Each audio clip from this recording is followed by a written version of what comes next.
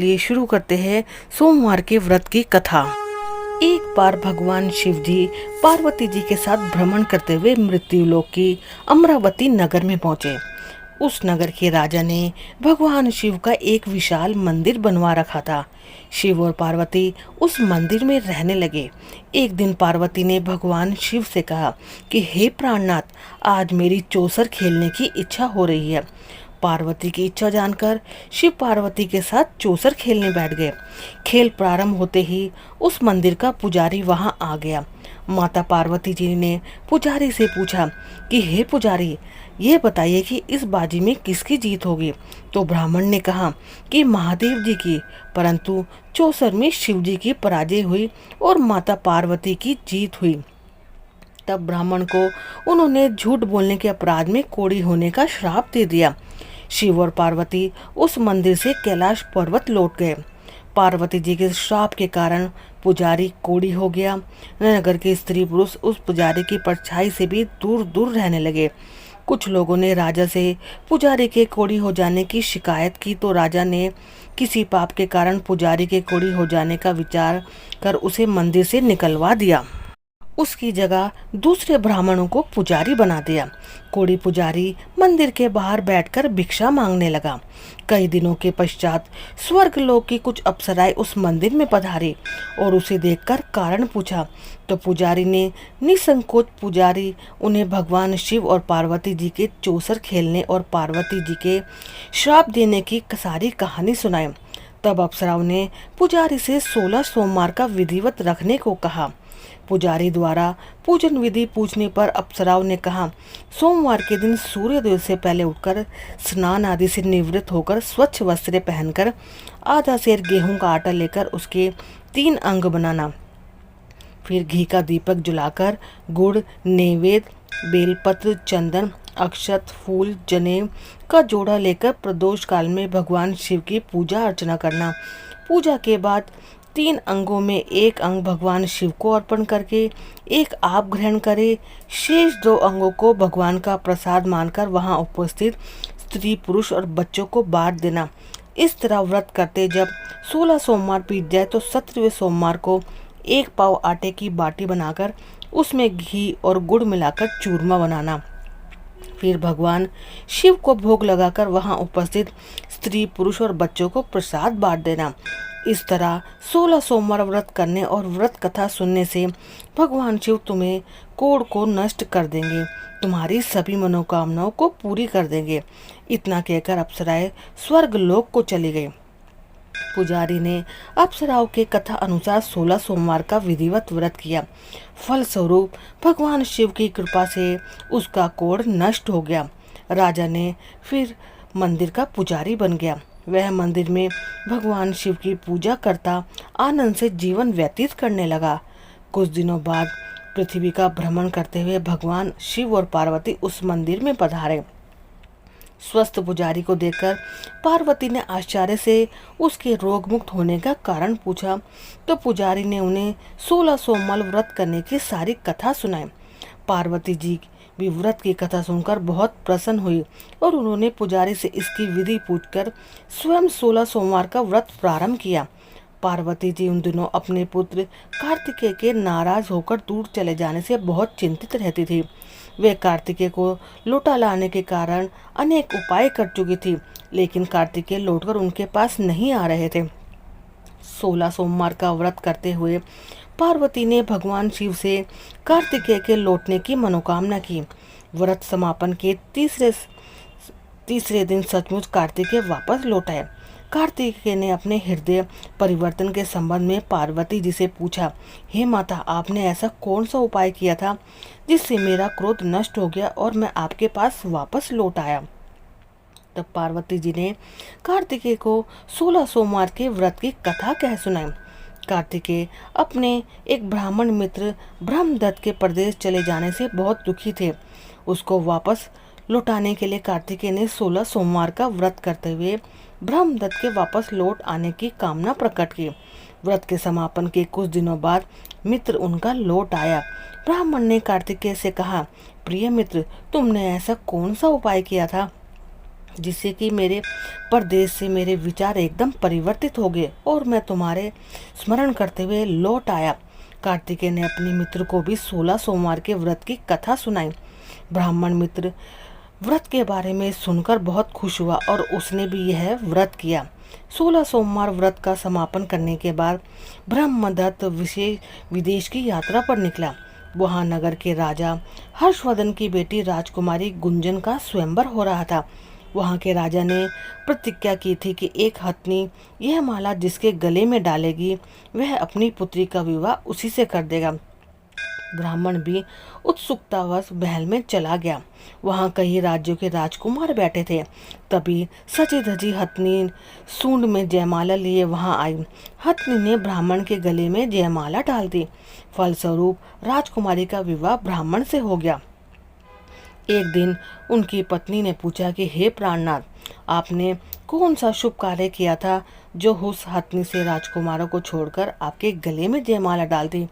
ब्राह्मण ने 16 सोमवार के व्रत की विधि बताई। अपने पति से 16 सोमवार का महत्व जानकर राजकुमारी ने पुत्र की इच्छा से 16 सोमवार का व्रत किया। निश्चित समय पर भगवान शिव की कृपा से राजकुमारी के एक सुंदर, सुशील व स्वस्थ पुत्र पैदा हुआ। पुत्र का नामकरण गोपाल के रूप में हुआ था। बड़ा होने पर गोपाल ने भी अपनी माँ से एक दिन प्रश्न किया कि मैंने तुम्हारे ही घर में जन्म लिया, इसका क्या कारण है। तब माता गुंजन ने पुत्र को 16 सोमवार व्रत की जानकारी दी। व्रत का महत्व जानकर गोपाल ने भी व्रत करने का संकल्प लिया। गोपाल जब 16 वर्ष का हुआ तो उसने राज्य पाने की इच्छा से 16 सोमवार का विधिवत व्रत किया। व्रत समापन के बाद गोपाल घूमने के लिए समीप के नगर गया।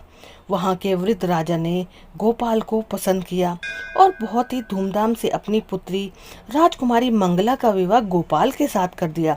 16 सोमवार के व्रत करने से गोपाल महल में पहुंचकर आनंद से रहने लगा। 2 वर्ष बाद वृद्ध राजा का निधन हो गया तो गोपाल को उस नगर का राजा बना दिया गया। इस तरह 16 सोमवार व्रत करने से गोपाल की राज्य पाने की इच्छा पूर्ण हुई। राजा बनने के बाद भी वह विधिवत 16 सोमवार का व्रत करता रहा। व्रत के समापन पर 17वें सोमवार को गोपाल ने अपनी पत्नी मंगला से कहा कि व्रत की सारी सामग्री लेकर वह समीप के शिव मंदिर में पहुंचे। पति की आज्ञा का उल्लंघन करके सेवकों द्वारा पूजा की सामग्री मंदिर में भेज दी। स्वयं मंदिर नहीं गई। तब राजा ने भगवान शिव की पूजा पूरी की तो आकाशवाणी हुई कि हे राजन, तेरी रानी ने 16 सोमवार व्रत का अनादर किया है, सो रानी को महल से निकाल दो, नहीं तो तेरा सब वैभव नष्ट हो जाएगा। आकाशवाणी सुनकर उसने तुरंत महल में पहुंचकर अपने सैनिकों को आदेश दिया कि रानी को दूर किसी नगर में छोड़ा। सैनिकों ने राजा की आज्ञा का पालन करते हुए उसे तत्काल घर से निकाल दिया। रानी भूख की प्यासी उस नगर में भटकने लगी। रानी को उस नगर में एक बुढ़िया मिली। वह बुढ़िया सूत काटकर बाजार में बेचने जा रही थी, लेकिन उस बुढ़िया से सूत उठ नहीं रहा था। बुढ़िया ने रानी से कहा, बेटी तुम मेरा सूत उठाकर बाजार तक पहुंचा दो और सूत बेचने में मेरी मदद करो, मैं तुम्हें धन दूंगी। रानी ने बुढ़िया की बात मान ली, लेकिन जैसे ही रानी ने सूत की गठरी को हाथ लगाया तभी जोर की आंधी चली और गठरी खुल गई। गठरी खुल जाने से सारा सूत आंधी में उड़ गया। बुढ़िया ने उसे फटकार लगाकर भगा दिया। रानी चलते चलते नगर में एक तेली के घर पहुंची। उस तेली ने तरस खाकर रानी को घर में रखने के लिए कह दिया, लेकिन तभी भगवान शिव के प्रकोप से तेली के तेल से भरे हुए मटके एक एक करके फूटने लगे। तेली ने उसे भी घर से भगा दिया। भूखी प्यासी व्याकुल रानी वहां से आगे की ओर चल दी। रानी ने एक नदी पर जल पीकर अपनी प्यास शांत करनी चाहिए तो नदी का जल उसके स्पर्श से सूख गया। अपने भाग्यों को कोसती हुई वह रानी आगे चल दी। चलते चलते रानी एक जंगल में पहुंची। उस जंगल में एक तालाब था, उसके निर्मल जल भरा हुआ था। निर्मल जल देखकर रानी की प्यास तेज हो गई। जल पीने की लगी। रानी ने तालाब की सीढ़ियां उतरकर जैसे ही जल को स्पर्श किया तभी उस जल में से असंख्य कीड़े उत्पन्न हो गए। रानी ने दुखी होकर उस गंदे जल को पीकर अपनी प्यास शांत की। रानी ने एक पेड़ की छाया में बैठकर कुछ देर आराम करना चाहा तो उस पेड़ के पत्ते पल भर में ही सूखकर बिखर गए। रानी दूसरे पेड़ के नीचे जाकर बैठी। जिस पेड़ के नीचे बैठती वही सूख जाता। वन और सरोवर की यह दशा देखकर वहां के ग्वाले बहुत हैरान हुए। ग्वाले रानी को समीप के मंदिर में पुजारी के पास लेकर गए। रानी के चेहरे को देखकर ही पुजारी जान गए कि रानी अवश्य ही किसी बड़े घर की है। भाग्य के कारण ही वह दर दर भटक रही है।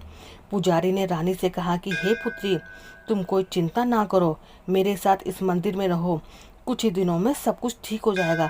पुजारी की बातों से रानी को बहुत सांत्वना मिली। रानी उस मंदिर में रहने लगी।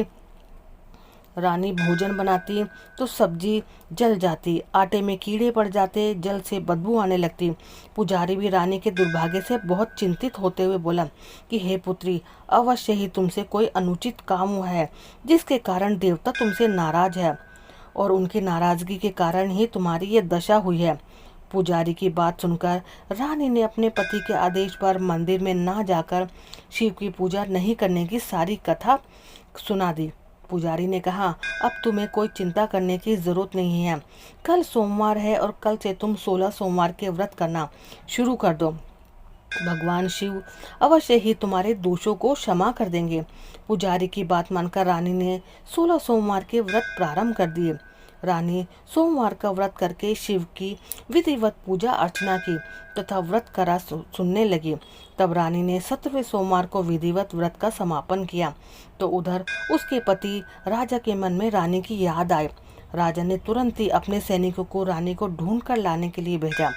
रानी को ढूंढते हुए सैनिक मंदिर पहुंचे और रानी से लौटकर चलने के लिए कहा। पुजारी ने सैनिकों से मना कर दिया और सैनिक निराश होकर लौट गए। उन्होंने लौटकर राजा को सारी बात बता दी। राजा स्वयं उस मंदिर पुजारी के पास पहुंचे और रानी को महल से निकाल देने के कारण पुजारी जी से क्षमा मांगी। पुजारी ने राजा से कहा, यह सब भगवान शिव के प्रकोप के कारण हुआ है। इतना कहकर रानी को विदा कर दिया। राजा के साथ रानी महल में पहुंची। महल में बहुत खुशियां मनाई गई। पूरी नगरी को सजाया गया। राजा ने ब्राह्मणों को अन्न, वस्त्र और धन का दान दिया। नगर में निर्धनों को वस्त्र बांटे गए।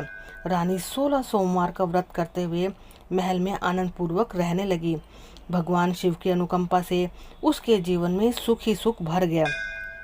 16 सोमवार के व्रत करने और कथा सुनने से मनुष्य की सभी मनोकामनाएं पूर्ण होती है और जीवन में किसी तरह की कमी नहीं रहती। स्त्री पुरुष आनंद पूर्वक जीवन यापन करते हुए मोक्ष को प्राप्त होते हैं। तो दोस्तों, ये थी सोमवार के व्रत की कथा।